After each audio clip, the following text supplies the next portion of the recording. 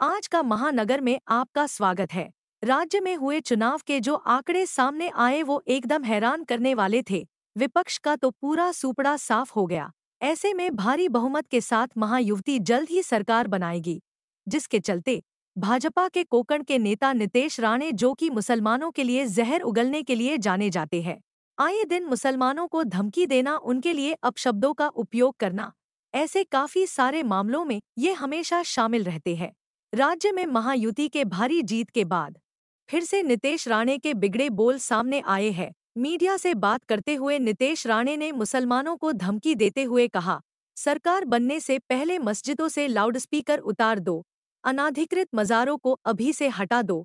मौलाना सज्जाद नोमानी, जिन्होंने की मुसलमानों से महाविकास अघाड़ी को वोट करने की अपील की थी, तो उनके बारे में जिक्र करते हुए धमकी भरे शब्दों का उपयोग किया।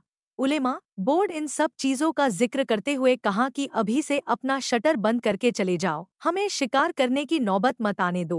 मुसलमानों के खिलाफ जहर उगलते हुए और भी बातें नितेश राणे ने की है।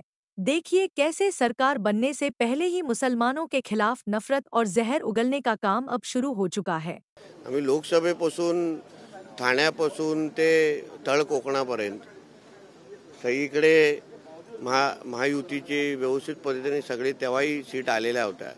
आताही विधानसभेला पण महायुतीचंच आहे, म्हणून बालेकिल्लाचा अर्थ म्हणजे काय?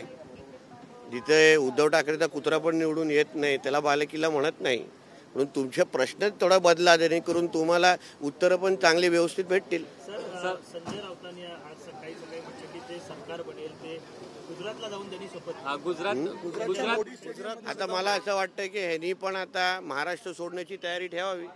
मी ऐकलं उद्धव ठाकरे आणि फॅमिली आता लंडन जाण्याच्या तयारीमध्ये आहेत, कारण का कधी कुठला मुलगा अटक होईल याचा भरोसा राहिलेला नाही, आणि म्हणून त्याला बरोबर कुठला तरी पालतू प्राणी पाहिजेत ना, तर ह्याला घेऊन जायला सांगा आमच्या भांडूपच्या देवानंदला, काय हरकत नाही। तिथे लंडनला जाऊन कुठले तरी लाईटच्या खांब्याच्या वरती पाय वरती केला तर हरकत नाही, इथे घाण नको ही। आता थांबा, आता सरकार नवीन बनतंय, आमचं हिंदुत्ववादी विचाराचं सरकार आहे, भक्कम सरकार आहे। आता काय सरकार बनल्यानंतर जे काही तुम्हाला कारभार होईल तो तुम्हाला दिसेलच, पण सरकार बनता बनता मी एवढंच सांगेन की आता जेवढे मस्जिदीचे वर बोंगे आहेत त्यांनी आतापासूनच काढायला सुरुवात करावी। बोंग्यांचे आता 5-5 हे नखरे आम्ही सहन करणार नाही।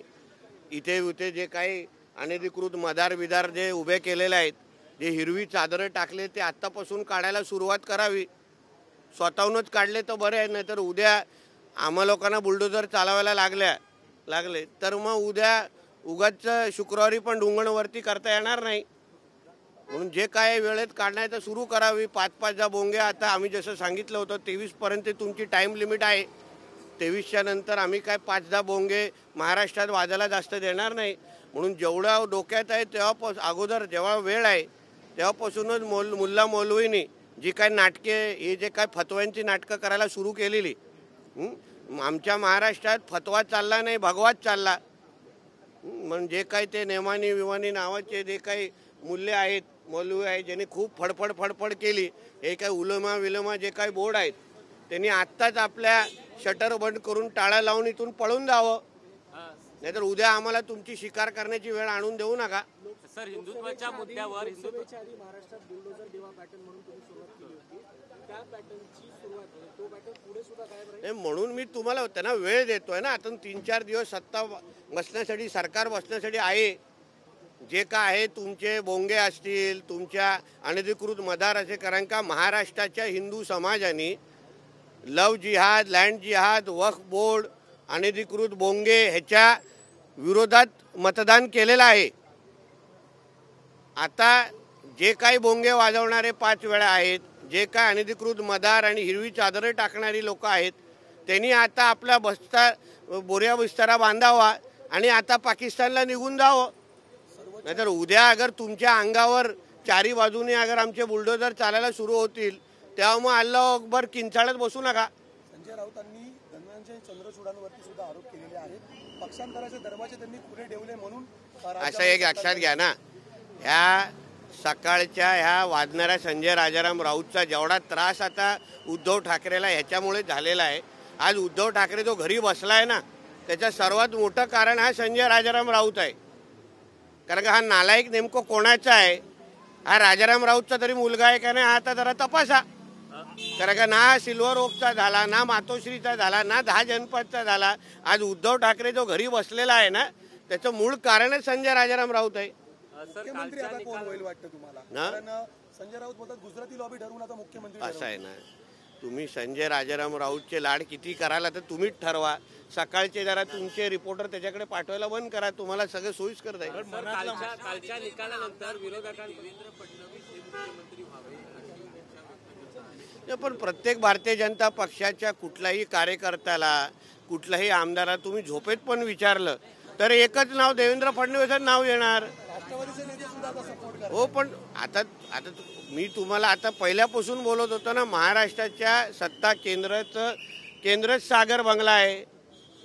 मला तेव्हा लोक हिंडवायचे, आता सगळ्यांचाच बॉस सागर बंगल्यावर बसायला लागलेला आहे. हा, सगळ्यांचाच बॉस बसायला लागलेला आहे. आतमध्ये वातावरण बघा ना काय आहे. हा? सर, कालच्या निकाल आता हळूहळू तुम्हाला काँग्रेसवाले पण उभाटावाले पण बोलायला लागतील, आमचा पण बॉस सागर बंगल्यावरच बसतोय. सर, कालच्या निकालानंतर विरोधकांकडून आता पुन्हा एकदा तीच ओरड होते की ईव्हीएमचा हा निकाल. पण विरोधक राहिले कुठे? औषधासाठी ठेवलेत आम्ही.